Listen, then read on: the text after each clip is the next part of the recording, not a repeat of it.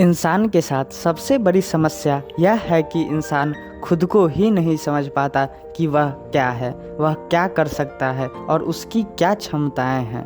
जिस दिन इंसान अपनी क्षमताएं समझ जाता है तब उससे ज़्यादा शक्तिशाली कोई नहीं होता। तो चलिए मैं आपके लिए एक ऐसी कहानी लेकर आया हूँ जिसे सुनने के बाद आपको पता चल जाएगा कि आपकी अपनी क्षमताएं क्या है और उसे कैसे पहचानें। तो चलिए शुरू करते हैं। एक स्टूडेंट किसी रिसर्च के काम से अपने कॉलेज से एक गांव में जाता है और वहां वह एक किसान के घर में ठहरता है। एक दिन उस स्टूडेंट ने किसान के घर में देखा कि ढेर सारी मुर्गियों के बीच एक बाज पक्षी दाना चुन रहा है। तो उसने किसान से पूछा कि तुम एक बाज को मुर्गियों के बीच में कैसे रख सकते हो? तो किसान ने कहा, तुमको कहाँ बाज दिखाई दे रहा है? यह मेरा बड़ा वाला मुर्गा है। तो स्टूडेंट ने कहा, नहीं, यह हो ही नहीं सकता, यह बाज है। इसको तो तुम्हारी मुर्गियों को खा जाना चाहिए था, इसको तो आसमान में उड़ना चाहिए था, लेकिन यह आराम से यहाँ दाना चुन रहा है, यह कैसे हो सकता है? तब किसान ने कहा, मैंने इसे शुरू से मुर्गी बना के रखा है। तब उस स्टूडेंट ने कहा,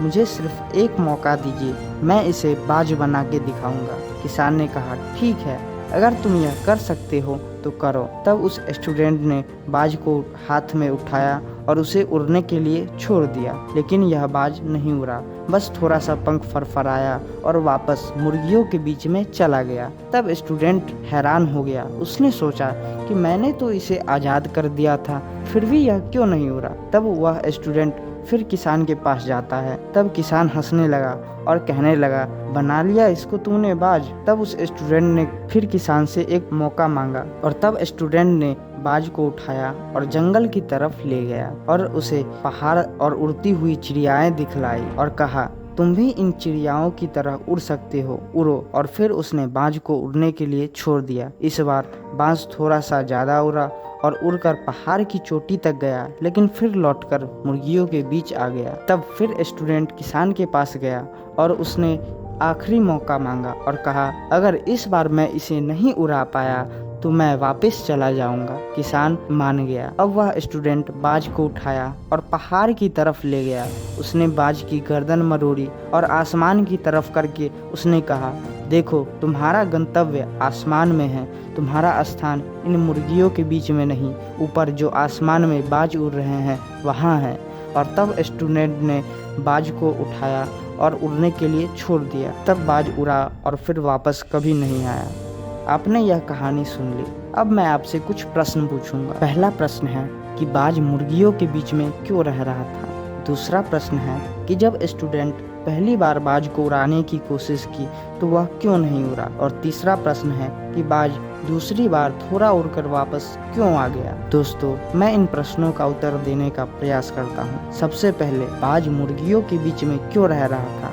बाज मुर्गियों के बीच में इसलिए रह रहा था क्योंकि वह एक कंफर्ट जोन में चला गया था, जहाँ पर उसे अपना खाना ढूंढने के लिए भी संघर्ष नहीं करना पड़ रहा था। उसे उन मुर्गियों के साथ आराम से बैठकर मुफ्त का दाना मिल रहा था। अब दूसरी बात कि वह पहली बार क्यों नहीं उड़ा? वह पहली बार इसलिए नहीं उड़ा क्योंकि वह अभी भी अपने कंफर्ट जोन में ही था। और दूसरी बार जब उसे पहाड़ पर ले जाया गया तब वह थोड़ी देर उड़कर वापस आ गया क्योंकि उसे अभी तक उसका लक्ष्य नहीं पता था।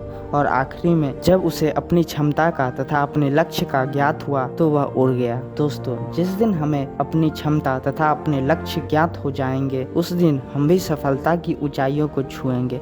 अंततः यही कहना चाहूँगा कि अगर कामयाब बनना है तो मंजिल पर नज़र रखो, कौवों के टोकने से बाज नहीं रुका कर। इसी के साथ अगर आप नए हैं तो हमारे चैनल को सब्सक्राइब करें और बेल आइकन जरूर दबाएं ताकि आगे ऐसे ही इंस्पिरेशनल स्टोरीज आप तक पहुंचते रहें। धन्यवाद।